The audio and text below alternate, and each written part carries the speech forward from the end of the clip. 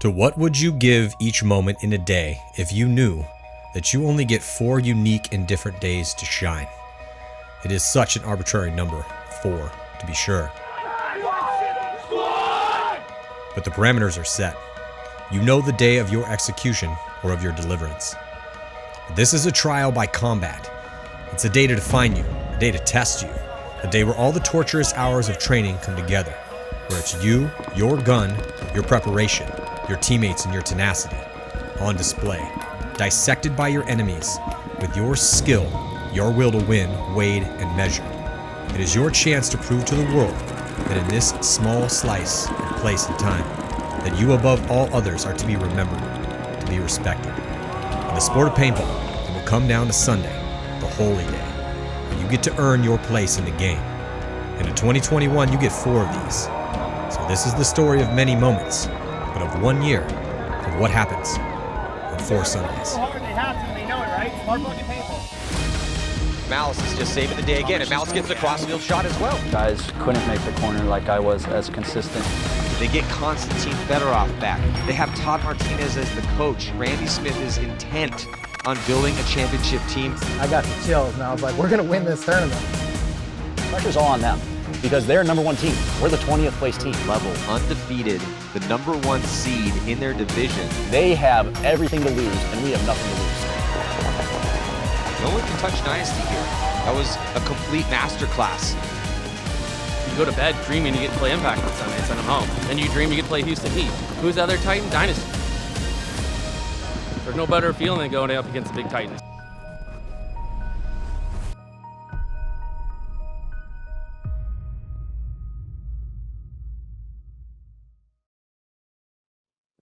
Welcome to Go Sports Live with Matty Marshall. I got Colt Roberts, San Antonio X Factor, paintball legend here in the seat today. We got a decent amount to talk about. There's been a lot of mid-season, well, not even mid-season moves. We're still kind of getting things going here. There's 2 events in, 4 to go here, 2022 NXL Pro season. Mid-Atlantic Majors are going to be going down here in a couple weeks, June 17th to the 19th. Not sure when you guys are going to be checking this out here, but we do appreciate you joining us. So Colt, yeah, I want to talk about how your team's doing. I want to talk about the brackets, these moves that are being made, kind of just your thoughts. It's kind of been, again, like we say every year, it's like, oh, can't get any crazier than this. And then sure enough, the pro paintball world doesn't disappoint us. But yeah, how you doing, man? I'm doing great. Yeah, just working, living life, and playing paintball. So everything's good. Well, I'm glad you're still playing paintball. I don't want to hear any of this retirement talk. Your team needs you right now. I'm 40 now, so I'm done. You still look outside. So it's fine, dude. You still, I mean, look at the Dynasty guys who've been crushing it at 40, and you're still crushing it at 40. You're just, and in anything, bro, you're just sending inspiration to all the other older dudes that are people that are tearing up a little bit in age, getting a little bit older. They can still look to guys like, oh, look at Ryan Greenspan out there. He's got gray hair. He's still crushing it. Look at Colt Roberts. Doesn't have as much gray hair as Ryan Greenspan. He was just actually still crushing it. So yeah, are you still, I mean, you look pretty spry out there still. You still feeling spry? Yeah, I feel good. I mean, I feel like I'm still playing good, and I'm just, working a little bit more with my mind later in the years, and I've kind of transitioned from a traditional front player to more of a 2-3 at times, which I think is kind of the natural progression of the game anyway. But yeah, I feel good. I enjoy it. Talk to me a little, maybe we could start there.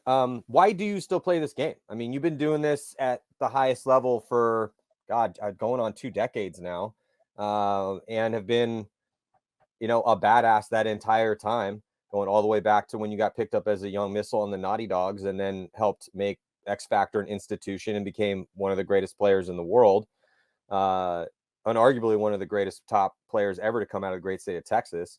But why do you still do this? Because you've won everything that there is to essentially win. I mean, maybe not everything, but you've won a World Cup. You've won tournaments. You've been on all-star teams. I mean, you definitely lived your paintball dream, but, what's still in this for you?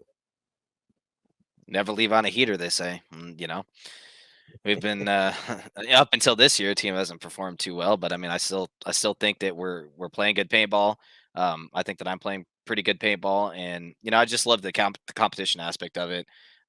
Just going out there and challenging yourself against the best players in the world. There's just nothing like it, and and I truly love the game. I really do. So that's why I keep playing. That's good to know. I just, maybe you could talk to me a little bit about because it's interesting, and this has been an ongoing theme on this show. It's an ongoing theme in our sport, but not just in our sport, but kind of in sports in general. I mean, you have Tom Brady still crushing it into his early 40s. He's 44 right now. He's going to play at least one more season, it looks like. You have in mixed martial arts, you have guys that are champions in their late 30s, early 40s, and some guys don't really even hit their peak prime until around that time. And then here now you have paintball with Dynasty and X Factor clashing in the finals for quite a bit here during the COVID world, and now even post COVID a bit. And then Dynasty was definitely on a heater with those 3 wins in a row.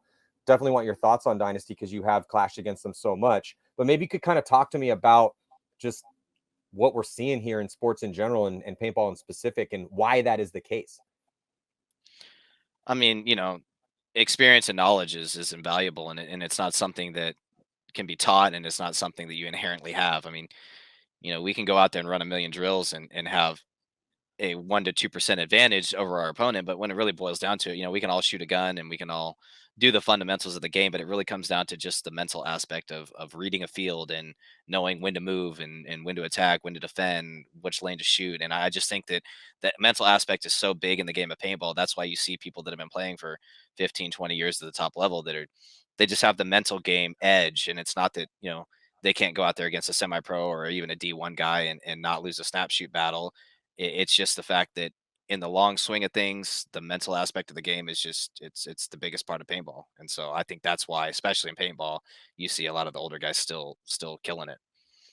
Yeah, it's definitely chess with guns. I mean, that's one of the oldest paintball cliches in the book.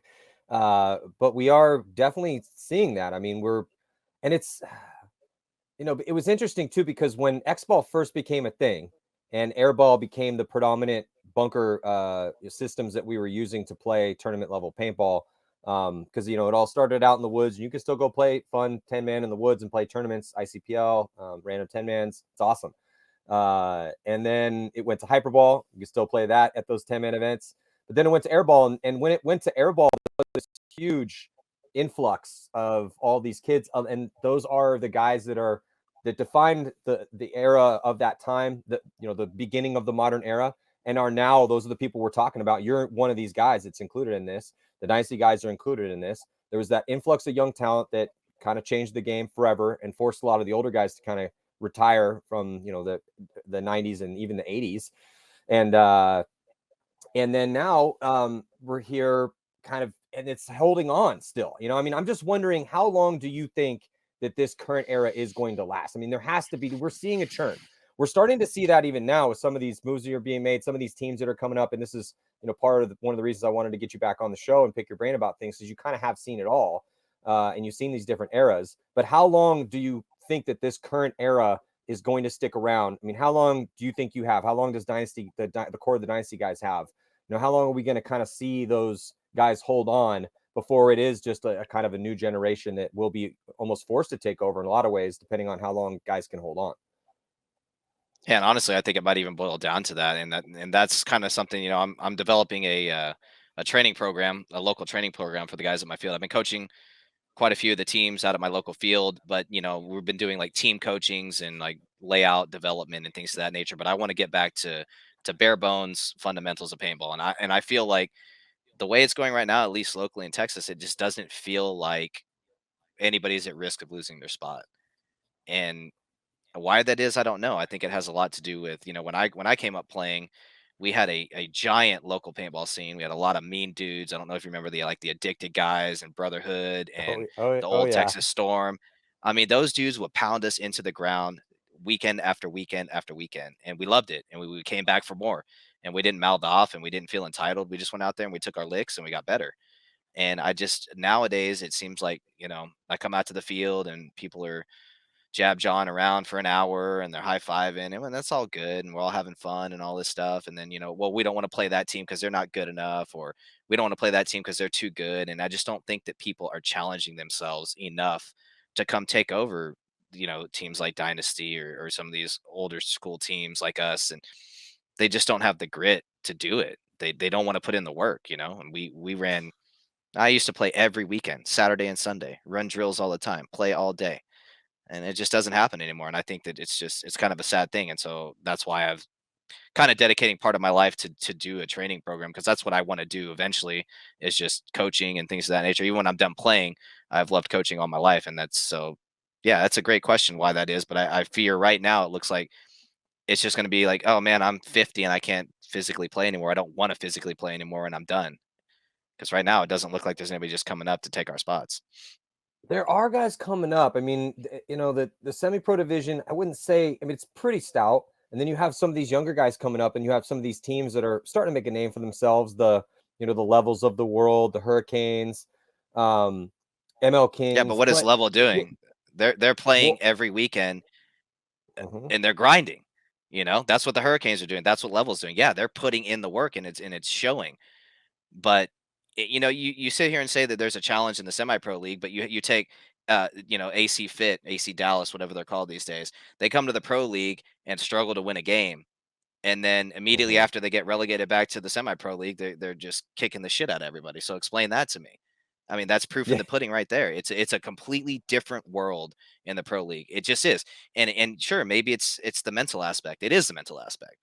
But I mean, it's hard to say that the semi-pro league stout when that happens. It's hard to say. Well, it's no, and when I say stout, I mean that there's 24 teams down there.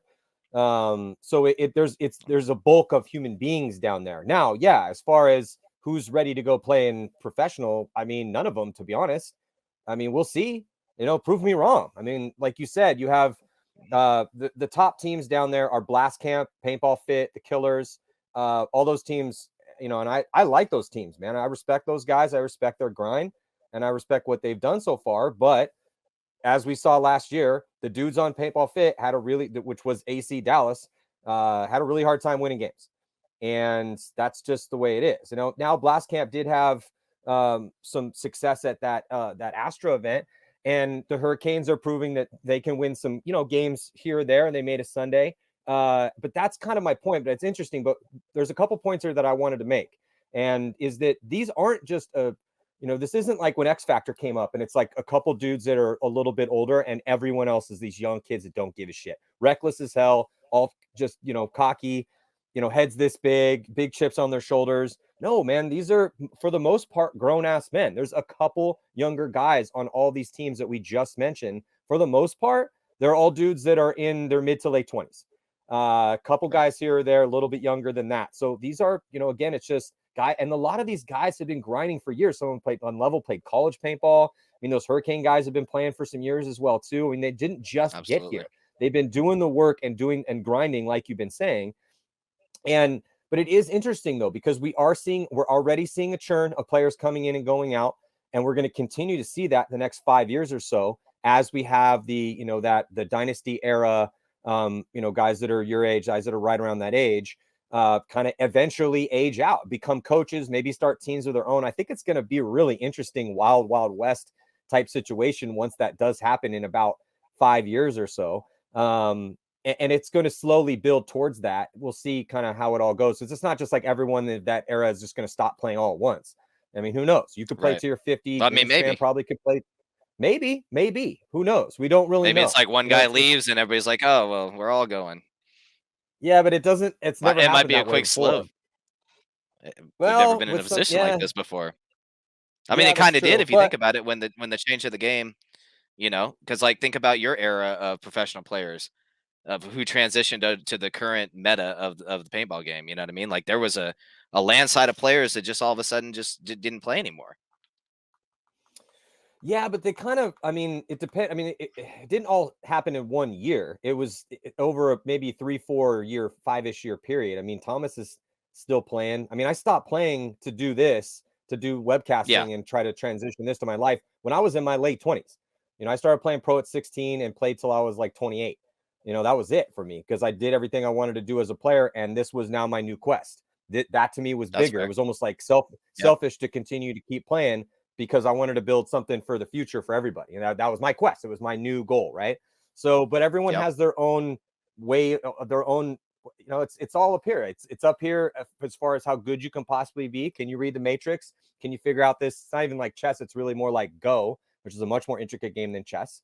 And yeah, I mean, and also it's about motivation. It's about how quick you process variables up here and your motivation in here that's going to allow you to do the work that's required to be at that level. So everyone has a different answer for that. And for some people, it's financial. For some people, this has absolutely nothing to do with finances. You don't play this game because X Factor hooks you up with a little bit here and there. No, that's not why you do this. No. You know, yeah. Right. It's so you do this because it's like some sort of Bushido samurai kind of code for you, some like warrior quest in your heart, and you're, you know, a badass soul. And this is one of the things that you've chosen to do. But I just think it's interesting, dude. Like, you know, like we were talking about, I definitely want your thoughts on this though, because, you know, these younger teams that come up, when we say that, I don't mean that there's a bunch of young, wild, crazy kids coming up the ranks. No, they're younger in their experience in the game, but it's a bunch of grown ass men. And I think that that's going to kind of continue as we do start to see it, you know, again, these, you know, the legends kind of age out. I think we're going to see new legends arise and new whole programs come up. I mean, we're even kind of starting to see it a little bit right now. But anyway, before we kind of move on, what do you think?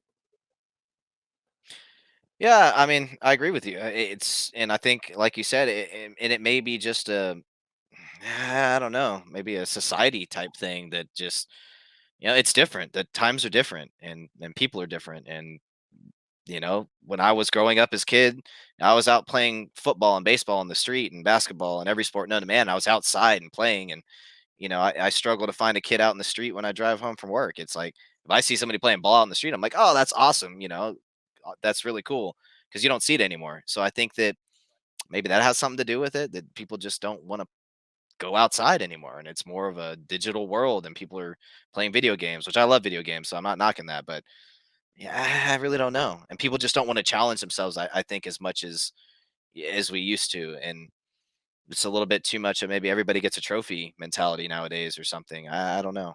It's hard to Yeah, say. but that's what I love about paintball, because, you know, to me, paintball is the antithesis of that. And I mean, I'm going to, whether or not he likes it or not, he's going to try paintball. There's certain things that my son is going to try. I'm not going to be that hard ass dad that forces him to do something that he absolutely hates, but he's going to do it Right. at least once or twice. You know, it's like, your parents would say, all right, you don't necessarily have to eat that, but you need to try it. You know, and so that was Sure. kind of, I mean, I was actually forced to eat some certain foods, like, you know, but I see that's kind of a thing. But I just think that paintball is it can be a huge benefit to your soul, to a human brain, where yes, we do live in a world that is, in some ways it's really good, and in some ways it's an absolute tragedy that our world is softening the way it is, because we didn't get here as humans by being soft. But again, there are things that could be fixed. We don't have to live in our great grandparents' world, because that world was really gnarly. So yeah, there are some Right. parts of that world that it's good that those things have softened. Like, I'm glad that you know, knock on wood, but we're not losing half of our children to diseases that are very treatable. You know, so you know, it's just. But with paintball, I think that it can give you things that there are very few things in life it can give you. So yes, I do agree with you that is something that as a society we do need to hopefully fight against. But I think paintball can be a thing that can help us fight against that tendency of weakness mentally. You know, Sure. because yeah, I grew up in the same way. I mean, there was a study done one time. I'm going to butcher this slightly because I'm just going off the cuff here, but you would appreciate this specific what this guy did. So he was a primatologist, and now I'm going to get these dates wrong, but essentially he was studying primates in Africa. He realized, I think it was in the 70s, that, you know, we knew more about how, you know, primates, chimpanzees are raising their children than we did here, raising our own children as humans in America. So he went and did this study in a small town up in the Northeast, and very quickly realized that there was no place that these children didn't have to go. I mean, they literally, they had run of this town. They were underneath the culverts. They were in the woods building forts. I mean, these kids were all over the place. They were, you know, they infested every little bit of that town. They were almost never at home. And Right. then he went back and he studied that same exact town, a lot of the kids of these kids, and these kids were like prisoners in their own homes. And they basically didn't go anywhere because, you know, the world is so dangerous and your kids could get kidnapped. And like, yeah, the world can be dangerous, and sure, kids do get kidnapped, but by almost every objective measure, the world has gotten infinitely safer than it was in the 70s. And so it's just kind of a sad thing. But again, that's why with the contained, you're taking something that is inherently violent, like pretending to be in a gunfight, and you're making it as safe as you possibly can by shooting paintballs at each other and wearing goggles and having referees at a organized field. I mean, so it's this controlled chaos that within the realm of that chaotic, violent moment, but it's that controlled violence. And I mean, Jordan Peterson, he has said that, you want to let your kids do dangerous things carefully, because letting them do dangerous things carefully is how they build resilience. And without resilience, you are doomed in this world. What do you think? Right. Yeah, I agree. And I think that's what you're kind of seeing is that, a lot of the newer players coming up maybe don't have that resilience to take your licks like we did. I mean, we literally got punished. I mean, those guys were not friendly to us at all. They were mean, and it was either you get better, or you quit, and we got better. And then we started punishing Yeah. them. That was just kind of the way of the world. But I just feel like now it's not like that, and there's a lot of sense of entitlement, and there's just not a lot of discipline. I notice, like, when I go coach teams, and the two teams that I coach locally are actually pretty damn good, but I watch a lot of the local players, and it's just a lack of discipline. They're there to hang out with their friends and shoot the shit, which is, if that's what you want to do, by all means do it. That's great. But that's not conducive to getting to where, a lot of us have gotten. We didn't do that. It was serious. It was business. And we went out there and ran drills and did the not fun stuff to get good. And everybody now just wants to go out there and play 5-on-5s and have a good time and then go home for the day and be like, oh, I don't know why I didn't get any better. Well, you didn't put any work in. Well, it's interesting, Cole, because when I started to say it, and you're like, yeah, but look at how the level get there. And I was like, I know, I'm thinking, yeah, dude, you're taking the words right out of my mind. And it's just Yeah. what you had just said, building resilience. All of these teams that we're talking about, the ML Kings, they have a little bit of a cocky swagger, which I feel you need that, though. I feel like that is part of the repertoire that you need in order to excel. Can you do it? Can you not have that cocky swagger and be elite? Yeah, some guys have been able to do that, but it definitely helps. But they've done the work. Those guys practice their ass off, and they play really good players, and they've gotten smashed. And instead of quitting, they've gotten better. Same thing with Level, Right. and the same thing with the Hurricanes. When I talk to their coach, he talks about how blue collar that team is, how much effort they put in, how, and you talk to this dude, he's like, no sir, yes sir, and I'm like, bro, you don't need to say no sir, yes sir. He's like, sorry, that's the Marine in me. Mike Bianca is awesome dude, Right. man, and the group that he has, it's there. That's a bunch of no nonsense, like blue collar ballers from the South, and you got to respect the time and effort they put in. They've done very well now in their second event. I mean, they went 3-1 in the prelims. They beat New York Extreme by 3. They lost to Heat by 2. They beat Level by 2. They beat the ML Kings. So, in that kind of battle of these up and coming squads, they took 2 of them down in one day in the prelims. They did lose to Impact by 3 in the quarterfinals, but took a 6th place, and they're sitting at 10th overall. And so, like you said, you talk to the leaders of these teams that are doing well, and you ask them, hey man, how have your practices been going? Who have you been playing? How long have you guys been at this grind? And they are saying all the right things, and they've built that resilience. It definitely shows. So, I mean, but when you look at some of these teams that aren't doing as well, what do you think, say like Uprising, DMG, Thunder's a little bit different. I mean, that's a brand new squad, 2 different teams together, just because I think one of the more compelling stories that we have going on here, and again, we're a couple weeks away from the third event, the Mid-Atlantic Open, 17th through the 19th. But one of the more interesting stories is who's going to take last place and get relegated. We're having this conversation about this. This was my quote, not yours, the Stout semi-pro division. And again, I'm saying Stout just because there's a couple hundred dudes down there that all want to be pro, and they're not yet, and that's what they're shooting for. That's the only reason you play in the NXL semi-pro division, because once you move up into that semi-pro division, it makes it really difficult to play regional events all together on the same team. So it's a big commitment, and you're doing that because, again, like we've been talking about, there's a churn going on. There's a churn every year, and one team goes down and one team comes up. So just who do you think it's going to be off the top of your head right now? If you had to go to Vegas and put money on it, who do you think's dropping down this year?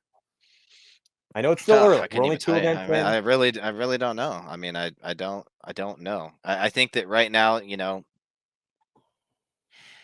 Yeah, I don't know. I mean, there's a lot of teams that, if you asked me at the end of last year, I wouldn't say are doing as good as they are this year. And I mean, there's a lot of teams that have really stepped up and are playing well, and it's really hard to say. I don't even want to say that because I just don't know. And I know a lot of the uprising guys, and a lot of those dudes can play ball. And the problem with them, I don't know. They've practiced us twice since I remember them being a team, and both times they made Sunday. So, maybe they're not practicing the right teams. Maybe they're not training properly and preparing properly for the event. Maybe they're getting stuck in a rut. Maybe they're playing themselves and just not playing the field right. And then they get to the field and the meta's completely changed. And I don't know what it is, but I just know that both times they came and practiced us, they made Sunday. So they're capable of playing good paintball. And I know individually they're very skilled players. So why they underperform, I don't know. Maybe it's just lack of preparation, not training right. Thunder, yeah, it's another unknown. I mean, they've got good players on that team. They're great dudes. They just merged with another team.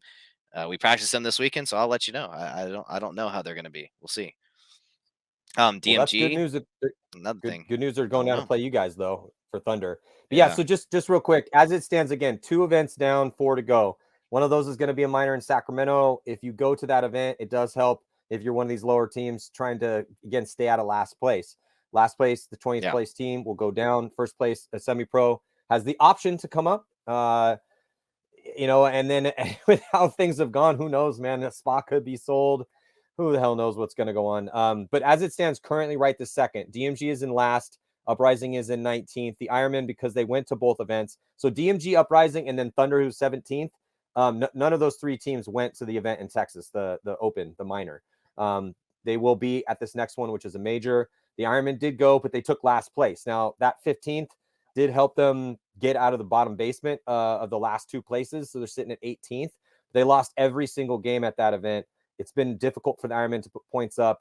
DMG just picked up Zach Hill, and I think that is a huge pickup because with all the chaos with Latin Saints explosion and the re-importing of Justin Rabikoff and Alex Mouse Goldman back to Impact, Zach Hill decided to take the offer to go play for DMG to help keep their ranks in the pro team or in the pro bracket. And I mean, but that's the thing, man, is that when you look at all these, like you're talking about Uprising, talking about DMG, Thunder, I mean, those are much more experienced lineups than the Ironmen are. The Ironmen are a bunch of division players for the most part, other than Al Fernandez and Nick Slowiak.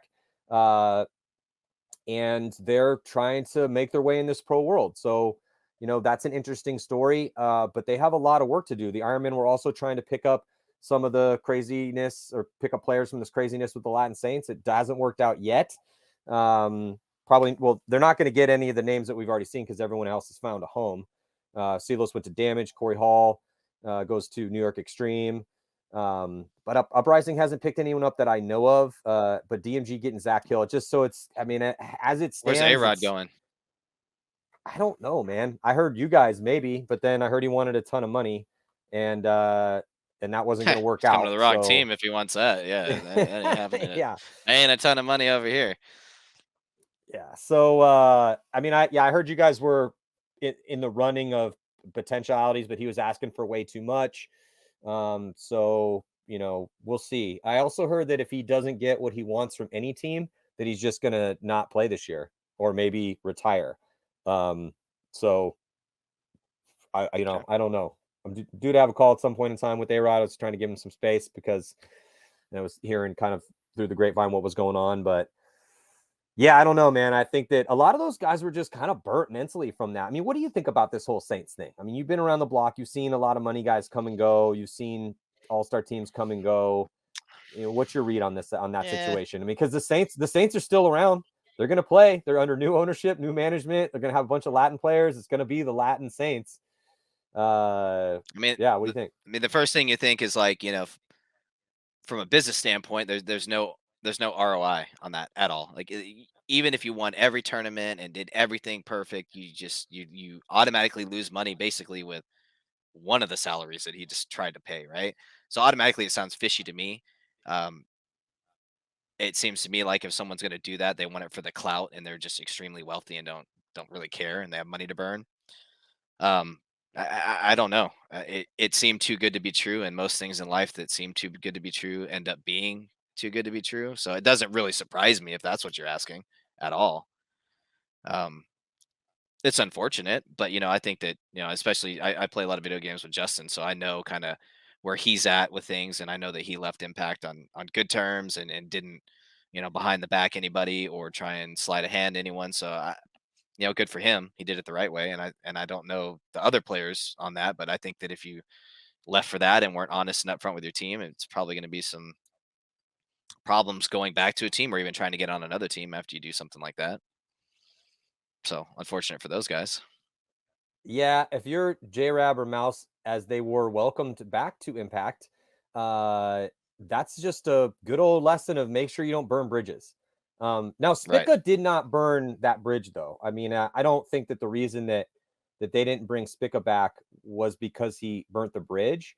I mean, I talked to Dave when that was all going down, and talked to Kyle, at least in the off season when the Saints thing was going down. And I mean, I don't really think that any of those guys, because it was all kind of it's business like with some of these top teams. Look, if you're going to be a pro paintball player, I mean, let this be known. There's not really a third way yet. Dynasty and Infamous are kind of doing it a version of the. So if you want to be a pro paintball player, you're a hired gun for a rich guy. You're essentially a driver of his sport, of his like race car, or you're a poster boy for a company. So you're going to be, a sponsored face of a big paintball company. And those are the two ways to be a pro paintball player. If you want to make money at this, you're a hired gun for a rich dude who's, instead of having a race car. Look, man, there are rich people out in the world, and some of them are pretty awesome human beings. Not all rich people suck. Some rich people are pretty rad, actually. And they like to have nice shit. They like to drive nice cars. Some of them like yachts. Some of them like race cars. Some like to go race in the desert, sail boats, whatever. And some of them like to have paintball teams. And if you meet the right ones, they're, like, hey, if you're a rich person out there, you want to have a really fun time and have like a little awesome little pirate tribe and go place to place and have these amazing adventures, start a paintball team. It's a really good time. I think probably a lot more fun than sailing a boat around, me personally, or even race cars, but I'm a little biased towards paintball. So that's one way to do it. And then, be a poster boy for a company, because those companies, just like every company in the world, needs to sell stuff, and they need cool people to wear their shit. So that's it. Those are the two ways so far. And or grind really hard and do clinics and things of that nature. Yes. I think Thomas Taylor has kind of done a good thing. He's kind of built a brand for himself and industry. Or like Ryan Greenspan, same sort of thing. But there's a slight difference there. You're 100% right, Colt, but I would call that being a paintball professional. If you're a professional paintball player, you're getting paid just to play the game. That's you're getting paid to play the game. But it's kind of semantics a little bit here, but a paintball, and you kind of need one for the other, but the other one can't get you the other. So if you're a paintball professional, if you own a store, own a field, own a company, that doesn't mean you're good enough to be on a pro paintball team. That requires a certain amount of badass talent. And some people just don't have that. And that's okay. There's a ton of divisions to play in. Again, it's not all about being the best, man. This is, at the end of the day, it's about trying to have a good time too. Paintball is incredibly fun. The paintball lifestyle is awesome. But the paintball professionals does not make you a pro paintball player. In my mind, at least, and I'm talking about the dudes that are good enough to get paid to play. Right now, if you are a pro paintball player, like you're badass enough to get paid by one of those companies or one of those rich dudes, rich people that owns a team, then you can lever that. You can use that as leverage to gain enough fame so that people want to pay you, so you can become a paintball professional, tour around, teach clinics, and rightfully so, because if you're taking clinics out there from dudes that haven't won a tournament, you probably want to go hire a Colt Roberts or Ryan Greenspan or any one of the other dudes that go do clinics. Not saying you can't learn stuff from dudes that haven't won tournaments before, but if you're given the opportunity and you get to choose between one or the other, and you know what? And not everyone's a great teacher, but I'm just saying that those are the ways to do it. Those are definitely the ways to do it, at least so far. And we're all trying to, as people say, grow the game. But a lot of us have been in that trench for a long time, trying to make this entertaining, make it professional, make it done well. But yeah, I mean, it is an interesting thing. But with the Saints, it's like, look, man, these rich guys have come and they've gone. It was interesting because Kyle Kyle came on and he was kind of, no, sorry, Corey came on and he was kind of almost felt bad for Diego in a way. He's like, yeah, man, we all had these dreams too, but Diego had a dream and he just couldn't make it happen. I think he like really did want to make it happen and thought the best. And I don't really know Diego that well, but I thought that was a very interesting take from a dude that probably got the shaft the worst out of all those guys. Corey Hall, mean, when you we know, had him on. if there's any truth to what Diego posted before he discontinued the Latin Saints Instagram account about the amount of money that was paid out to, the 5 players in question, then did they really get the shaft? I mean, they probably all made in that one payment more than they would have made for a whole season. So they played one event, they got second. I mean, did they really get the shaft? They all got to go back on their teams for the most part. I mean, I'll take a little 1-month hiatus and make, a little stack of cash. I'm all right with it. Alex loves me. He'll bring me back. We're okay. And you You know would have what I left mean? the right way too. No, yeah. I mean, Yeah, bro, exactly. you ain't lying. You're not lying. I Yeah, guess no, the, I think that I that guess the was, thing that surprised me the most was the fact that, had they gone out and it looked early kind of bad for them, especially like we practiced them and they had a rough time at practice. But if they had gone out and just completely shit the bed at the tournament and then this all exploded, it would have made perfect sense. And I'd be like, yeah, that makes sense. But the fact that they go out, play really well and get second, and even the Latin line played good points. It wasn't just the yeah. American line. And so that was kind of like the surprising part. I was like, well, you almost accomplished what you wanted to do. And like to fold after one event was kind of surprising.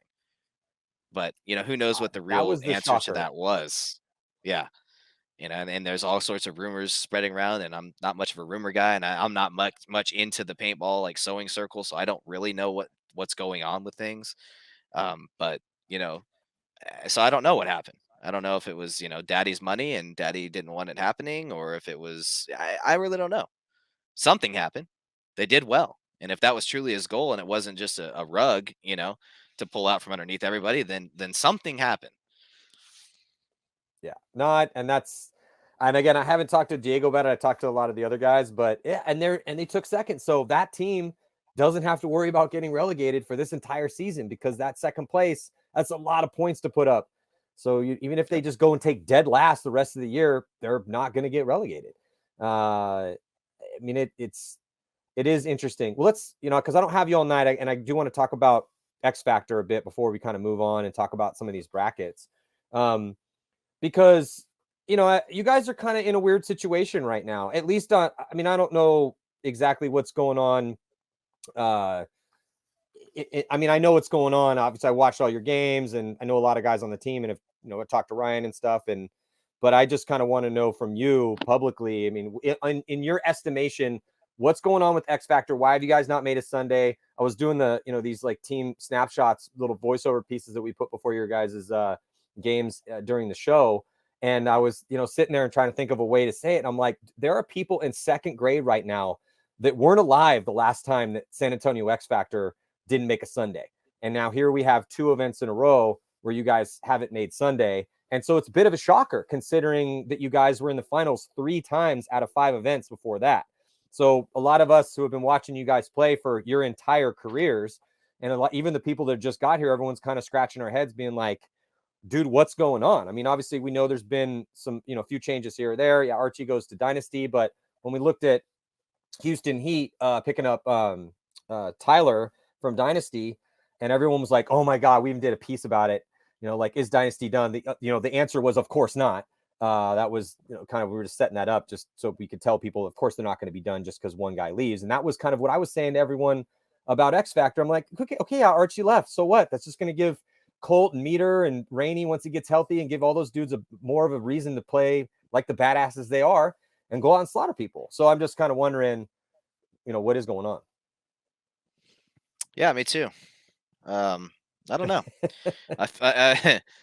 Yeah, I mean, absolutely. One player does not make a team by any means whatsoever. I mean, it just one player is irrelevant in the big picture of things, and you could take one player off any team and prove it. I mean, Tyler played better for Dynasty than anybody else. I feel like when he was playing, he was arguably their best player. And not to say they don't have a ton of great players, but he was, in my opinion, their best player. And then you yank him off.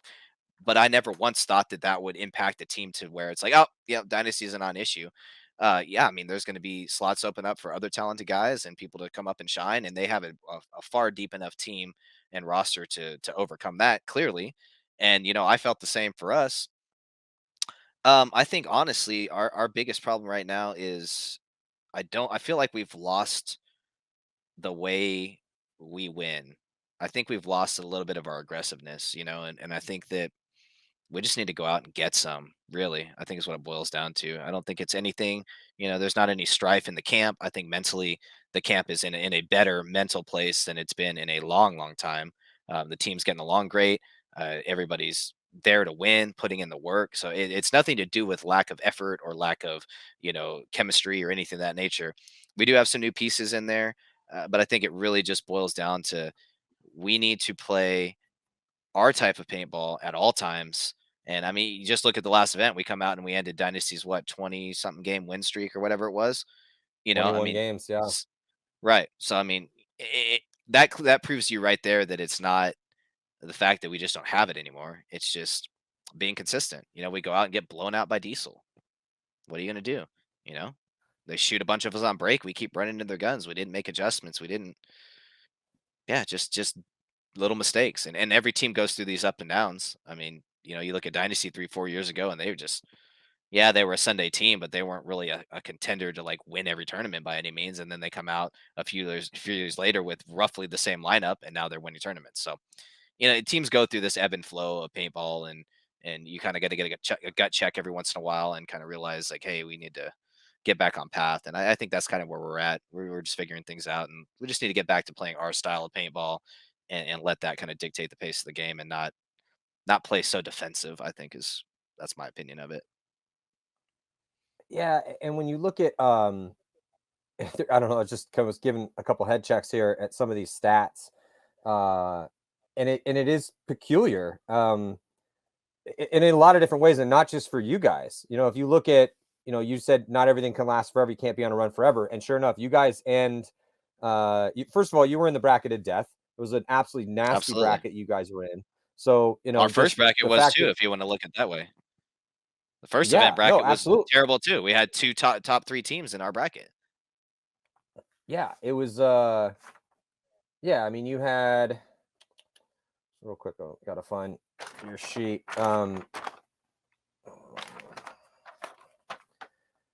Yeah, so I mean, yeah, you had Saints and Dynasty. You basically had to you took 16th at We had this the f- we event, had which yeah. you had Energy was getting really good. You had Revo that you beat Revo. Yep. You lost to Energy by 1, so you go 1-1 on day 1. This is event number 1, and then you have to win. You have to play the Saints and Dynasty on day 1. That's a pretty nasty bracket. You lost both those games. You went 1-3, and with a -7, you definitely improved even in the bracket of death in at the second event. Barely missed Sunday. Much closer this time. Your over plus minus was a -4, 16 points, 420 against. And honestly, if you didn't lose that huge blowout loss to Diesel very first game, but then Diesel goes Yep. on to lose every other game that they play. Dynasty loses Right. to you guys and Infamous in day 1, and not necessarily the closest of games, but then they win their second 2 games, and so they've really had one bad day of paintball in 4 events. And but also they didn't make a Sunday, so it just pro paintball is crazy right now, man. And if you look at your roster, I just kind of want to go through some of these names real quick before we do move on and talk about this next event, just because I think a lot of people want to know. How's TJ's knee right now? Is he healthy He again? seems to be Still healthy. 100% Yeah, healthy? yeah. Yeah. Yeah. He seems good. TJ seems good. And that's exciting to have him back in the game for sure. And then and he was healthy at the last event. And then Sal's Yep. Rainey's back. I mean, I've been hearing it's still solid gold, right? I mean, Well, maybe Rainey's not solid a gold. gritty competitor. Maybe tarnished brass. Maybe I think you might call. I don't know, but definitely still strong. It polishes to a nice shine, however you look at it. Yeah, I mean, Rainey's he's just a gritty competitor, and Rainey's one of like my favorite type of paintball players, and it's like he's not out there to be pretty or not out there to impress anybody. He's just 100% about the team, and he's a winner. And that's the kind of guys I like. I don't give a shit how you look. I don't care if you're cool. I don't care about any of that. Like Rainey goes out there and he just wants to put it on people and win, and he's all about his team. And God, I hope he's 100%. Um, I know he's looked good in practice. And I think he's getting better. So I'm excited to have him back full strength for sure. Okay, so again, you guys picked up TJ because he was absolutely nasty on AC Dallas, but then he hurt his knee pretty quick after being on the team. Has been out for essentially and not 100% for like 2 years. So he's back. Rainey's finally back, and then you just have absolutely nasty attackers. LJ Parrish, I just still waiting for him to kind of find his groove on your team in his first two events. But he's just been. I mean, he helped the Ironman win in 2020 at the first event there. I think Parrish is still to this day still underrated, and I really think he was a huge pickup for you guys. I'm just kind of waiting for him to kind of find his groove on your squad. What are your thoughts on LJ right now? I think LJ's one of the guys that is like he is such a nasty attacker, like you said, and I was extremely excited to get LJ on the team. He's just gritty, determined. He's a great teammate. And like you said, he just needs to find his groove. I think that, when you come on a new team, there's a lot of expectation put on you, and you're coming onto what was a winning team. We suck right now, so excuse that. But you're coming onto a winning team, a well-established team that's been together for a long time, and you're the kind of the new face. And I think that there's a little bit of like you have something to prove. And now I think a lot of times when you're an attacker like that, maybe sometimes you dial it back a little bit and focus a little bit more on the I need to stay alive game. But the best part of LJ's game is to get up in your face and just put work in. So I think that once he finds that, we're not going to sit you because you tried something and got shot. Like go out there and play your game and get in the mix. And once he gets in the mix, and I think he will, he's a killer. But he's just not putting Yeah, himself in the position to be the killer that he is. That's what I think is what's holding LJ back right now. But that's fine. I'm not yeah, even worried about it because I know that he's capable and I know that it's coming. I know it's coming. And once that ignition, that cylinder lights up, and then Billy's cylinder lights up, and then we have a solid back line backing those dudes up, it's going to be a problem. Rainy up the middle, causing chaos. It's going to be good. yeah. And again, we're just talking about elite killers here. Billy Bernaccia is one of the best snake players ever, and he's been on the team now for Jesus, I think like 8 or 9 years. Yeah, And he's he's Texan now. He's like a Southern accent at this point. yeah, pretty much. But that's what I'm Yeah. talking about. I mean, you got LJ Parrish, you got you got Billy. I mean, that's just nasty, especially like you said with Rainey, and then you got Meter. I also feel like Meter's had some moments this year where I'm like, okay, there it is. But he's also had some moments where, because I mean, he had such a phenomenal year last year that I I mean, know. I was so impressed with Meter. I mean, he was a phenom coming up, played on pretty much every pro team out there, and then circled back finally after a real long road, kind of gallivanting across humanity and the globe, finding himself, and then came back to X Factor, and then really I thought became an all-star last season. I mean, he's always been arguably an Yep. all-star, but he really emerged as one of the elite second attackers out there, saving games, playing in the scramble like he was born to do it. And I'm just kind of still waiting to see that a little bit this year. What do you think? Yeah, it's funny. Like I didn't like Meter when he first played on X Factor. We did not get along at all. I did not like him at all. I really disliked him. And I don't think he liked me much either. But now he's probably one of my favorite dudes on the team. I absolutely love him. Yeah, And I love Meter. yeah, I mean, he is watching some of the stuff he does. I'm just in awe, even playing all these years. And I'm like, God, that guy's really good. And Billy, too. And I mean, it's just fun to watch your friends go out there and just do shit. And it's like, I feel like, oh man, I could never do that. I see them do shit like that. And, but it's just like, God damn, they're good. But I think for Meter, we put him in some hard spots. He's played some positions that I think he doesn't really like. Um, Maybe spots where he can't be as creative as he wants to be or attack as much as he wants to do, maybe more of a job role. And I think that that's kind of just mentally messed up his game a little bit because he can't do what he's naturally good at. He's put into like a role player position, and I think he wants to be a creative one or creative attacking two, and I think he's been put in a more of a defensive zone holding two, um, which is great. I mean, looking at this field, we talked about LJ. Well, that's a super aggressive looking Dorito side. Great. We look at the snake. It's a ladder snake. Billy's the best ladder snake player in the game, period, hands down. I don't care what anybody says. Billy's the best ladder snake player in the game.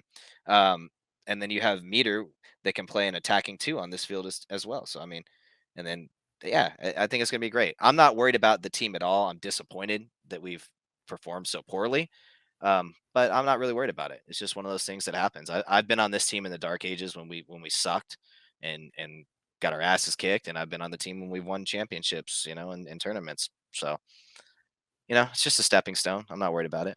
Excited. Can't get any Last worse. question about the well, it for you guys probably no. I don't really think that we're going to see X Factor dip below 13th place again overall, Right. or miss 2 Sundays in a row. Because again, this team is nasty. I just wanted to go through that roster to remind everyone how just filthy and good this team is. Because I don't again, and that's why it's just, to me, it's a puzzle. I'm like, man, I just don't understand why X Factor is grinding their gears, because they have everything they need in order to excel. They give some key guys back that are healthy. I mean, you get, it's still, there's not a lot missing there. And yeah, some people have been like, oh, dude, they lost Archie and that's it. I'm like, bro, look at that roster. You really think that that's the key right there? No. Again, I love Archie. Archie's one of the greatest ever. I mean, he's obviously been a massive asset to X Factor over the years. But that's just not kind of really how it works in pro paintball. And I think you guys are going to go on, as long as you guys don't absolutely lose your minds here. I think you're going to go on to continue to prove that is a maxim that will bear repeating in the future for how things work in pro paintball. Because I really think you guys are bound for success as long as this team can stay healthy and stay together. That's always a question. Is Cody, how's he doing? Because I keep hearing in practices like, oh, Cody's been wrecking it, and then he got hurt, and then it took him a while to get back. And then it's hard for him to kind of get time off sometimes. So I've just kind of been waiting for Cody to actually be healthy and be at the whole event and slaughter it. Like, I know he's been doing some practices, because and not even talking to you guys. I'll talk to the guys you played and be like, how was it against X Factor? Like, dude, Cody Bayless was absolutely dominant out there. Okay, cool. So how's Cody doing? Yeah, Cody's a great player. You know what? Honestly, and I think that a little bit of what we've struggled with is that we kind of didn't try and reinvent the team, but we tried to work on techniques that we weren't necessarily the greatest at. Like, for instance, low body situations, holding off an attack, playing a little slower and allowing opponents to make, mistakes first, and all these types of things. And I think that mindset bled over a little too much. The value your body, because a lot of times we were struggling with giving away bodies. High body situations closing, give away a dumb body. Next thing you know, 2 bodies are dead. Now you're in a 3-on-3. So we really were focusing early in the year on fixing these errors, and I think that's great. But I think at the same time it was a bit counterproductive, and I think that maybe some people took it a little bit too much to heart. Of like, oh, I got to value my body. Yes, you have to value your body, but at the same time, you have to take chances. You can't just like let a guy dominate gun battle you the whole game and let them get on your 40s and then expect to win points consistently out of that position. The probably the best team ever to do that was probably AC Dallas, and how many tournaments did they win? You know what I mean? Like, you just None. don't win tournaments playing paintball like that. Yes, you consistently win games and you can win, you can go deep into tournaments, but if you want to win a tournament, you can't just have that in your repertoire. And I think that we got a little bit too focused on the value your body situation. And I think once we find that balance, we'll take a lot of good from the value your body type deal, and then but add back in our risk taking and our dynamic play. And once you find that balance, I think we'll be right back in form of where we should be. But back to Cody. Cody's a great player, and I think that he maybe didn't get as many spin. We're trying to figure what the hell's going on. You know what I mean? Like, we're reeling a little bit, trying to figure out what's going on. We're losing points. We're not doing this, and in times like that, I think you can get into a habit of putting in your tried and true veterans and just trying to work it out. And if they're not working it out, then you kind of forget about maybe your sixth off the bench type guy. You know what I mean? Which is Cody's a great kind of six off the bench attacker dude. And so I Mhm. think he just hasn't really gotten the shake that he needs to get. But you know, it's just a funny balance, man. Coaching and paintball is a hard deal, especially now that it's not Yeah. like it used to be, where you had long matches and it's like, oh, we're down 4-0, no big deal. There's 8,000 minutes left, and we'll probably play another 50 points. The times are not like that anymore, and so I think that it's a real, people ride their horses. That's just the way it is. Most pro teams don't run a traditional 2-line set, and as the Except tournament for dwindles damage down, at it the becomes last the same. event. Hey, it does. You can do it, and there's been teams that traditionally have done it well, but that's another That's conversation. What's the right way to run a team? I don't know. I don't yeah. know. Well, it's Because not our like thought There's Go no, ahead. just real quick, there's no rule. It's principle. Things that's working, things that have worked in Right. the past and will work in the future. And so, yeah, Sure. there's no hard, absolutely, this is the way this is done. And that goes for almost everything in the game. Like, yeah, you're supposed to snap shoot like this and run and shoot like this. And in this situation, you're supposed to play it like this. But paintball isn't quite that regimented. It's not that linear. Right.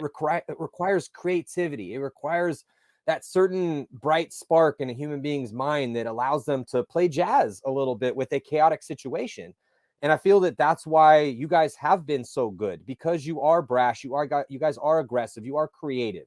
And I think that though, Right. and I love it though, when I hear that teams are doing situational awareness drills and worrying about survivability, I think that that's a really big key, typically more so for teams that are a little bit down the ladder in experience, but I still think that that's important. And I think that, yeah, I think that's a great diagnosis maybe of what you got, what I was seeing out there, because that's definitely what you talking through that. That's definitely what it looked like. But maybe this is one of Yeah. those situations. I know it's frustrating to go and take a 16th and a 9th place and miss 2 Sundays, but maybe this is, we take a couple steps back to take a couple Mhm. to take 2 leaps forward, because, Right. but the thing is that because you guys can't, if you use a mixed martial arts metaphor, some MMA, if you have a pretty nasty overhand right, and but just because you've been knocked out a few times, you can't stop using that overhand right, because that's how you got to that title shot.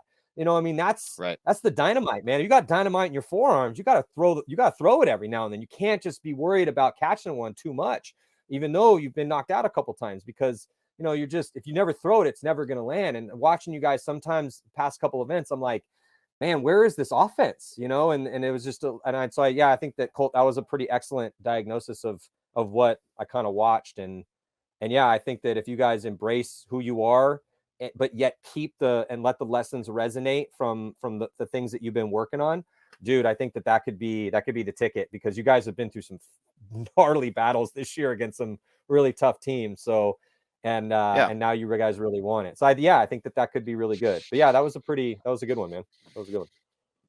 Yeah. I mean, and that's just the way it feels, and I think that that's probably quite a bit of the consensus on the team. I hope it is anyway. I mean, that's how I feel about it. But I think, like you said, sometimes you got to take a couple steps back to make a couple giant leaps forward, and you're always, at least we're trying to improve at things that we feel like we're not doing well. And so as long as we're always trying to improve and working towards these things, eventually we're going to put the work in and we will improve in them.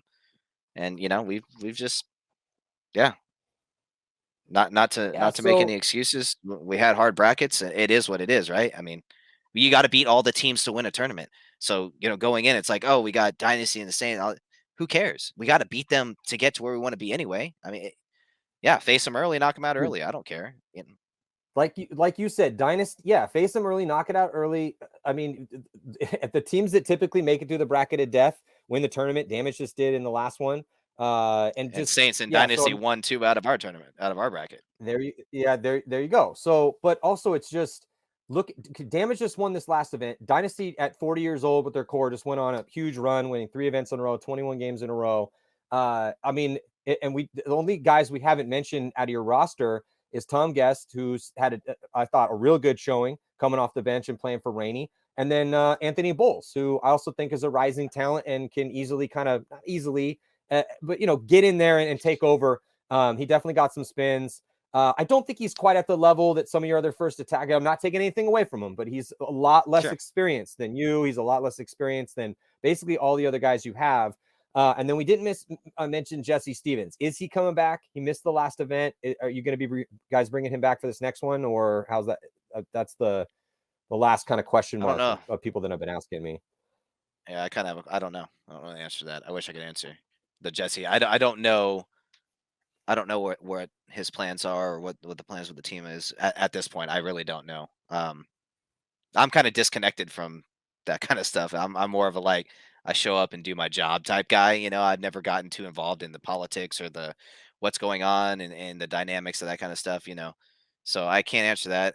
Anthony, like you said, I think is definitely an up and comer. I coached Anthony when he was on Notorious, which was a Division 4 team. So that's like awesome to see a guy I coached for years at a low level now playing on my team is great. And I think that Yeah, he doesn't have the experience that some of the other guys have, but I have the utmost confidence to put him in at any point and know that he's going to do his job and try and win. He's another guy he's a winner. He's gritty. I remember one of the first practices I went to when he was on the team. Him and Mouse were squaring off. Like he's going after one of the best snake players in the game, and it's just like f you. I don't care about you.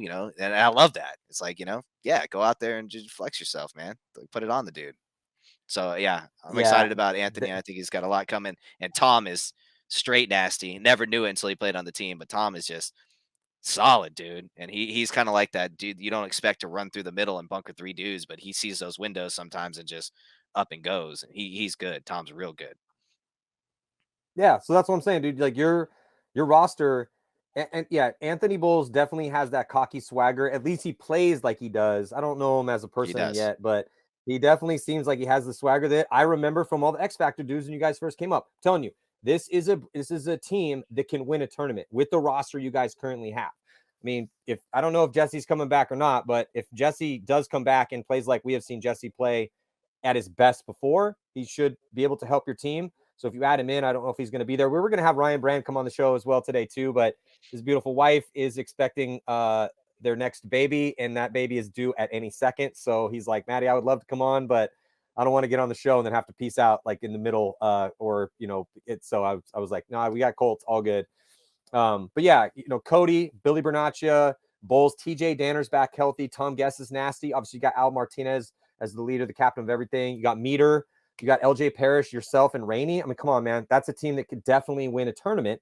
And you guys don't need to make any changes. Just got to get a little bit of lucky and believe in yourselves and play paintball the way you guys know you can play the game. In your bracket for the Mid-Atlantic Open, it's going to be Saints, Damage, ML Kings, and Uprising. So depending on, I mean, that looked to me like it was going to potentially be the bracket of death, but with the explosion of the Saints, I mean, we got to call it like it is. I mean, they're going to be bringing a bunch of divisional level Latin players back in. Yes, the Latin line did play pretty well, and the Wild Dogs, I heard some of the Wild Dogs could be on the team. I'm unsure. These are so far unsubstantiated rumors, and they played pretty awesome when they kind of stepped in and during the COVID World Cup. So I'm not taking anything away from these guys, but in the same breath, these dudes do not have a ton of experience at the pro level. So they are going to be in everyone's mind, kind of sitting at the bottom of the barrel as far as, if we're looking at who has a possibility to win this, a bunch of divisional players that really have almost very little to no experience in the pro league typically don't have a really good chance to beat, top level pro teams. And in this bracket, again, it's Damage, you guys, Uprising, and the ML Kings, who have gotten really good. I think the big question mark there is Uprising. Which Uprising is going to show up? Is it the Uprising that can go out and beat top level teams at least a couple times at the event and take a fourth place? Or is it going to be Uprising that's struggling to win games in the prelims like we've seen the past couple events? I don't know. Nobody knows. I don't even think Uprising does. What are your thoughts on your bracket?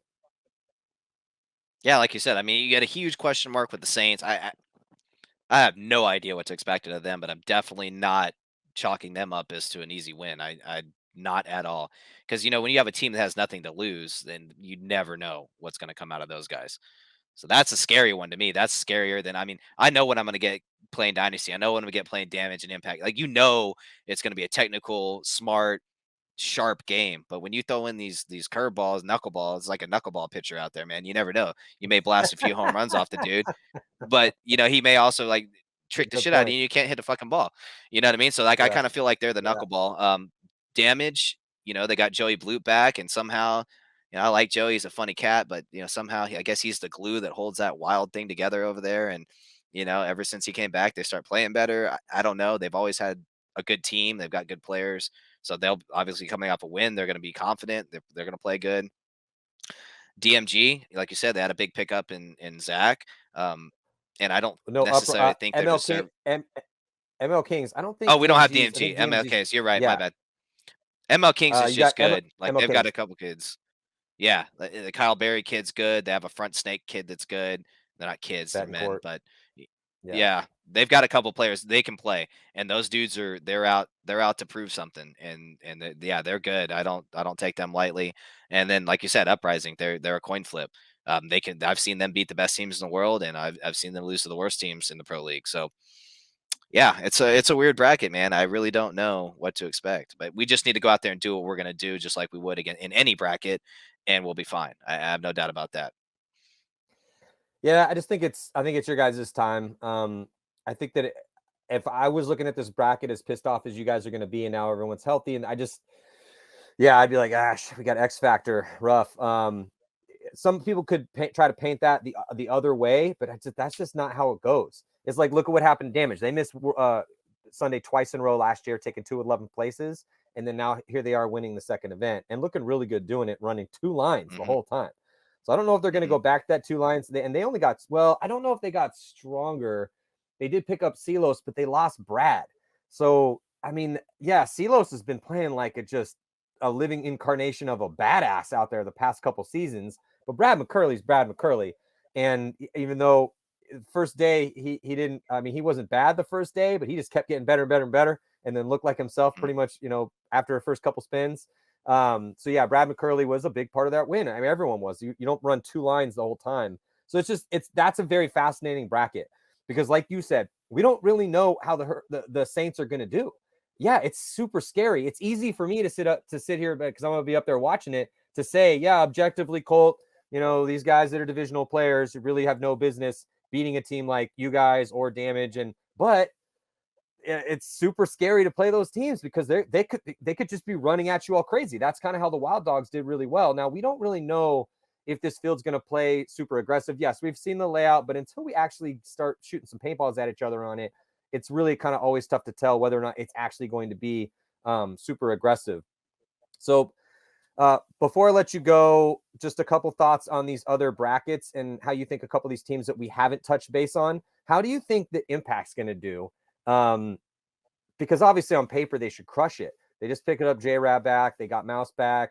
Yeah, they lose Zach Hill, but I mean that team is it's just ridiculous. Embarrassment of riches now with those guys coming back. They're in a bracket with Aftermath, Thunder, the Hurricanes, and New York Extreme. Impact is sitting at first place, but just the reason why I'm asking you is that you have played on teams that have a ton of high-level, top-tier talent, and if not everyone's getting spins, so Damage is running 2 lines. Dave's probably going to run 2 lines again like he has in the past, but is he going to go to that starting 5 on Sunday? I mean, how is it going to be with – I'm just wondering. I'm just asking the questions mentally. I wouldn't be doing my job if we weren't posing these questions. Yes, on paper, Impact should crush it, but what do you think? I mean, it's going to be maybe a little strange because now they got, again, just a lot of guys playing a lot of different positions. It's going to be really tough for Dave actually to pick. And we're going to have Dave on the show. Dave had a battle with COVID. He's fine. But yeah, it's just interesting I think on that team. I mean, I played with Impact over in Europe, and and it's a slightly different squad, but for the most part, those guys are kind of the consummate professionals. And if they're not playing, that didn't feel like even me being an outsider, and I got to play a ton when I was playing on their team, and I was not even on the team. So that would be even harder to stomach, if you're one of those guys that's gonna sit and mope and pout. But man, there was none of that. It was very much like they were there to win.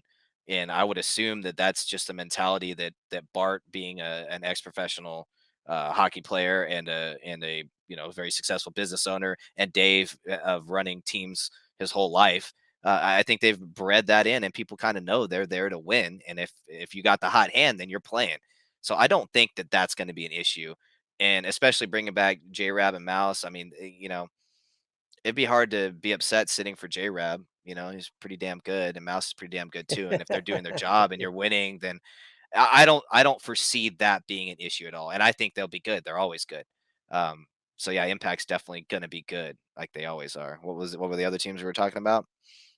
Aftermath, Thunder, Hurricanes, and New York Extreme. I guess the big question, look, Thunder hey, dude, they got some time. They probably did. We'll see. Look, it's the merger of the Brooklyn Bears, 5 guys from that team, or 6-ish, and then guys from Thunder. They did pretty well at the last event, didn't win a ton of games, had some really close ones. The Hurricanes, they went 3-1 at the last event. Thunder wasn't actually at the last event. Talking about person. Yeah, the Hurricanes look legit. Then you got New York Extreme. They just picked up Corey Hall. They need to get something going here. I mean, they've just been kind of beat up by injuries. It's been difficult for them to keep any sort of regular starting roster out there. I think the one that's really going to interest me is Aftermath. And the only reason I say that is because, I really feel like Joe Barrett for the first time this year has really been playing fantastic up the middle.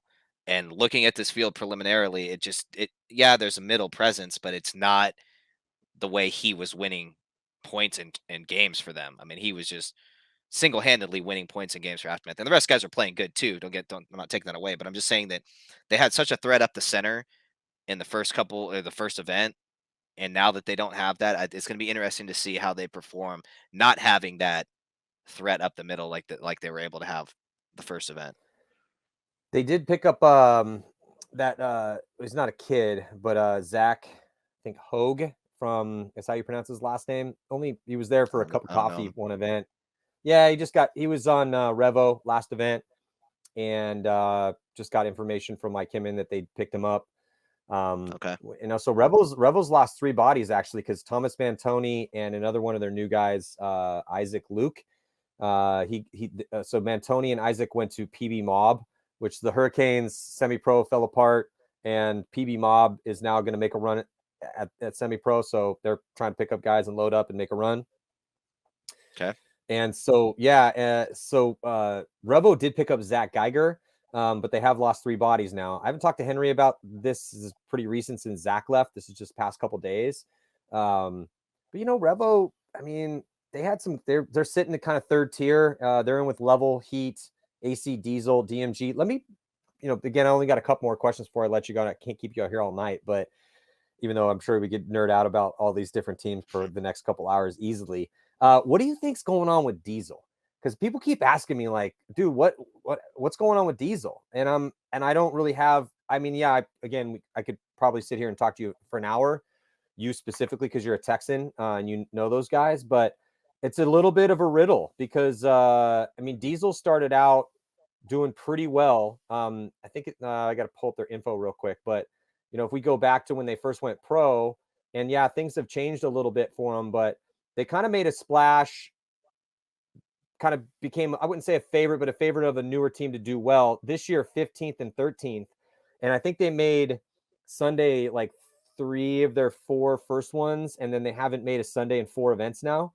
So they showed up pro first event 11th out of 20, not bad, and then 5th and a 6th, 5th at World Cup out of 20, pretty nasty, and then a 10th at the Mid-Atlantic Major last year, and then now 4 events in a row. So they started out really good, and they just kind of, I wouldn't say fallen apart. They've gotten some bad breaks, a little too many penalties, some early deaths, but a 13th, a 15th, an 11th, and a 14th in their past 4 events. As a fellow Texan, what do you think's going on with Diesel? Yeah, I really don't know. I mean, I know that they got Clint Johnson back this last event and Nathan Roberts. And those are 2 of their better players. So I expected them to do better at the last event. I mean, they beat the brakes off of us. So, and I didn't really watch any of their games after that. So I don't know exactly what happened to them. I wish I could tell you more. I know that they have a roster that's capable of performing well. Why they're not, I couldn't answer that for you. I don't know what it is with them that they're not performing well. Well, they were in the bracket of death. They beat the brakes off you guys. It was a mercy rule win for Diesel, but then they went on to lose their next 3 games. They lost to Damage by 4. They lost Infamous only by 2. That was a very close match. Then they got just murdered by Dynasty. They didn't put a point on the board and lost by 6. And they've had a bit of roster roulette as well too. But it's just one of those, to me, it's, that teams are, some casual fans will be like, oh, this team named this or this team named that. But as the, hardcore fans, to me, it's about, who's on the team. You look at the roster, how they've been doing, what's going on in their lives, where they at in their careers, what the motivation's like. And I look at that team and I'm like, still look at a pretty nasty roster, even without a Clint Johnson. And I just still look at a bunch of threats. Because when I look at a team, I'm okay, well, who are the threats on your team? Who am I worried about? If I play you based on what I've seen and I know of that team's skill, or I'm watching 2 teams play each other, when I look at Diesel has threats. They have guys you have to worry about. And they just don't seem to get it together. I don't know. I mean, maybe they just need a little bit more coaching. I'm trying to figure it out too, because I just look at the roster and I'm like, look at the performances and I see what's individually within the events and how they lose certain points. And I'm like, kind of just scratching my head, man. We shouldn't have lost that point. Oh, what did you guys do there? You had that one. I don't know. And I think they're getting frustrated too, because again, that's a team that right out the gate was looking pretty good. But yeah, I don't know. Right. That's just going to be it's an interesting story heading into this next event, because that's in a bracket with some interesting stories. Level is the number 1 seed in that bracket. Heat's the 2nd seed. And then you have AC Diesel, Revo, and DMG. And then the last bracket that we haven't talked about is, and this will be the last one and I'll let you go, Dynasty, Legion, Infamous, Energy, and Ironman. That's the bracket of death. Yeah, that's, I mean, I don't know. I think maybe you had the bracket of death until the implosion of the Saints. And then obviously depending on Uprising. But now with the Saints situation, I don't think we can call yours the bracket of death anymore. I think A is probably, yeah, I mean, because Energy's made some Sundays, and he lost Geigert's, but but there's still, I mean, Energy picked up John Kurzawa. Anyway, what do you think about that bracket? Dynasty, Russians, Infamous, Energy, Elite, Ironman. I mean, like I said, I think that's the bracket of death. I mean, NRG can beat top level teams. They play well. And they're not flashy. They just play well. They just play good as a team. Then you have Dynasties, obviously has been playing really well. Heat always going to play good. Russians, I mean, No, you're just naming like Infamous. Oh, Heat's not in that bracket. Heat's in with Level, Revo, AC Diesel, and DMG. Okay. It's Dynasty, Russians, Infamous, Energy, and Ironman. Yeah. Okay. Well, go ahead and plug in Infamous for Heat. Infamous has been playing the best paintball they have in years too. I mean, they're looking great. Infamous is coming out and just and playing really well. Russians, I mean, it's the Russians. I mean, even if they're not good for a small period of time, they will be good with whatever roster they decide to bring. They just breed champions. They have some of the most talented and deep coaching in the whole game, and they know how to win. So yeah, I mean, I wouldn't want to be in that bracket. I'll put it that way. And the Ironmen, I feel bad for them. They need to figure it out. But maybe this is the event where they kind of you said they're a young roster. They are. They've gotten 2 events out of their belt. Like the jitters are gone. Now it's just time to go to work. And so maybe they'll come out and beat a team or 2 and kind of get a little confidence, and maybe they'll play good. Who knows? It looks like the Ironmen do have a tryout with a couple of the guys from the Hurricanes, because the Hurricanes again fell apart. There's no more Hurricanes. PB Mob's now a thing. That's a different story. But the Ironmen could pick up some of the Hurricanes. Again, these are semi-pro guys coming up. But if you look at that again, it's like, where's everyone's heads at? Dynasty did not do well at the last event. They took 10th. They didn't make Sunday. They went 2-2 in the bracket of death, the bracket you guys were in.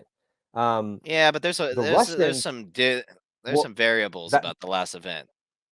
Well, no, understandable. But my point is, right, every single one of these teams is pumped up to win.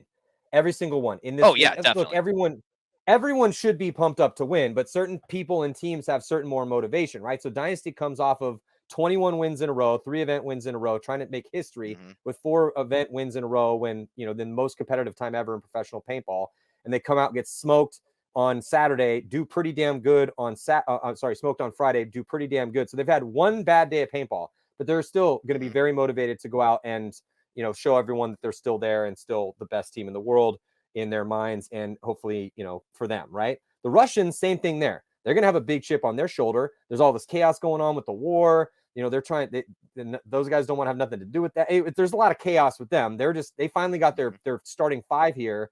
So they have a lot going on in their minds too. It's so hard for them to even get over with all this stuff going on, for them to represent and finally have their starting 5. So they have a lot of motivation. Infamous, they haven't won an event since 2016 in Texas.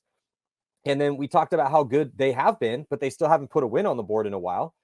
So they're super motivated. Energy Elite has made some Sundays and feels that, I mean, they turned down Spica. Like Spica could have got on Energy Elite, but they were like, nah, we're good. We're going to just roll with these dudes, which I think is a gigantic mistake. I think they should have picked Spica up. But, anyway, that's a whole nother story. And then the Ironmen are fighting for their lives in the pro division. And for a lot of respect, that's the longest running pro team in existence. They've been around for over 30 years. And if they could get relegated this year. That's a real possibility. There's a lot going on in bracket A as far as the interesting shit going down at this next event. So yeah, I agree with you. I think you're right. I think that could be the bracket of death. All right. Well, last thing I asked you before I let you go, you said you're doing some coaching. You got any clinics coming up? Anything that you want to let the world know about before we sign off here? I mean, not really. I just, I wanted to do it's really for the local guys. It's not to make a whole lot of money or anything. I wanted to do, basically my concept was to do a very inexpensive, smaller bite-sized digestible portion of paintball in every aspect, and focused on one element at a time, because I've done a ton of pro clinics. I've been to pro clinics. I've watched other pros do clinics, and it's always like, all right, we're gonna go out there and we're gonna 8 hours and we're gonna shoot 3 cases of paint and we're gonna run every drill known to man and we're gonna learn every aspect of the game and do all this shit.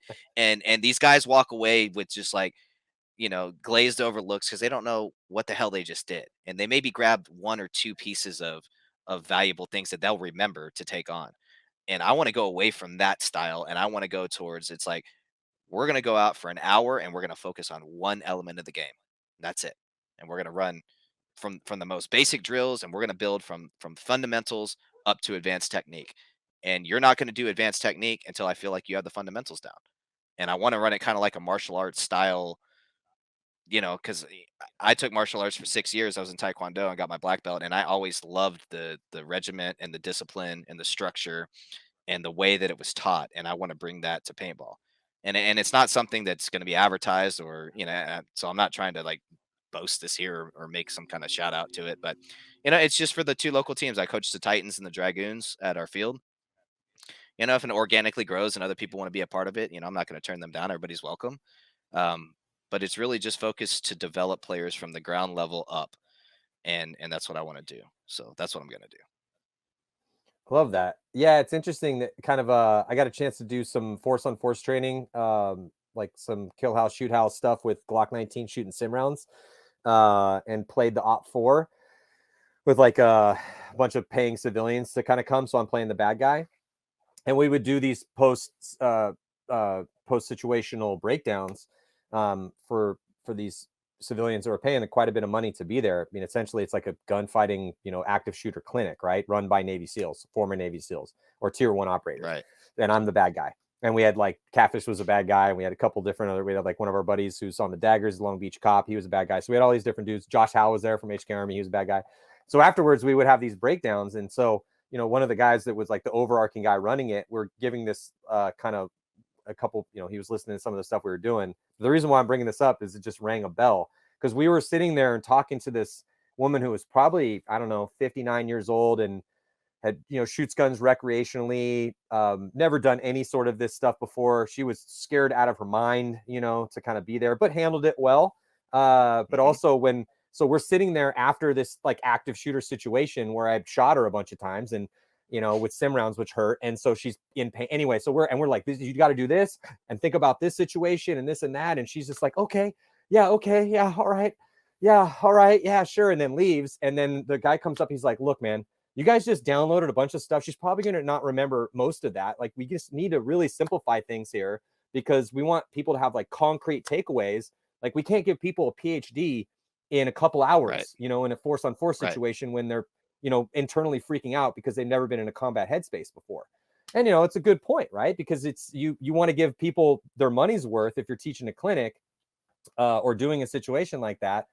But also you want them to have concrete takeaways that are going to make things actually better for them when they are in a situation which they need it. Right. So I think that's a great idea, dude. And I'm glad that you're doing that. And I couldn't imagine a better person to do that sort of stuff. And it's something that I want to build for after, and I want to build a full book of basically write a book as I'm doing this because I'm, just figuring it out as I'm going. But I'll have eventually a whole lesson plan of, top to bottom, how to become the best paintball player you can be. And it's something that I want to continue after I quit playing because I've always loved to coach. I was a Taekwondo instructor for many years. I've coached in paintball basically my whole career, and I absolutely love it. And so that's definitely my next path, kind of like yours was to do the, the media and the type of thing that you've gone and done, the announcing and whatnot. Like, to me, my path is going to coaching. And so this is the birth of what I want to do when I'm done actually playing at the level I'm playing at. That's awesome, man. Well, Colt, love you so much, bud. Thank you so much for joining in. Love you too. And we wish Thanks you for guys having the me. best of luck. Yeah, absolutely, man. Anytime. Wish you guys the best of luck at this next one. And everyone, thank you guys so much for joining us. It's going down in a couple weeks, 17th through the 19th. We're heading on over to Philadelphia. And yeah, a lot of teams got a lot to prove here, and we still got a lot of season to go. 4 more events in the Pro NXL season. Thank you guys so much for joining us here at Go Sports Live. Colt, again, best of Love luck. you, Mom. See you guys next time. Love you, Dad. Love you, Desi. Bye, Matty. I love you, Mom, too. Love you, Colt's mom. To what would you give each moment in a day if you knew that you only get 4 unique and different days to shine? It is such an arbitrary number, 4, to be sure. But the parameters are set. You know the day of your execution or of your deliverance. This is a trial by combat. It's a day to define you, a day to test you, a day where all the torturous hours of training come together, where it's you, your gun, your preparation, your teammates, and your tenacity on display, dissected by your enemies, with your skill, your will to win weighed and measured. It is your chance to prove to the world that in this small slice of place and time, that you above all others are to be remembered, to be respected. In the sport of paintball, it will come down to Sunday, the holy day, when you get to earn your place in the game. And in 2021, you get 4 of these. So this is the story of many moments, but of 1 year of what happens on 4 Sundays. So hard they have to, and they know it, right? Smart fucking paintball. Malice is just saving the day again, and Malice gets the crossfield shot as well. Guys couldn't make the corner like I was as consistent. They get Konstantin Fedorov back. They have Todd Martinez as the coach. Randy Smith is intent on building a championship team. I got the chills, and I was like, we're going to win this tournament. Pressure's all on them because they're number 1 team. We're the 20th place team. Level undefeated, the number 1 seed in their division. They have everything to lose, and we have nothing to lose. No one can touch Dynasty here. That was a complete masterclass. You go to bed dreaming you get to play Impact on Sunday and send them home. Then you dream you get to play Houston Heat. Who's the other Titan? Dynasty. There's no better feeling than going up against the big Titans.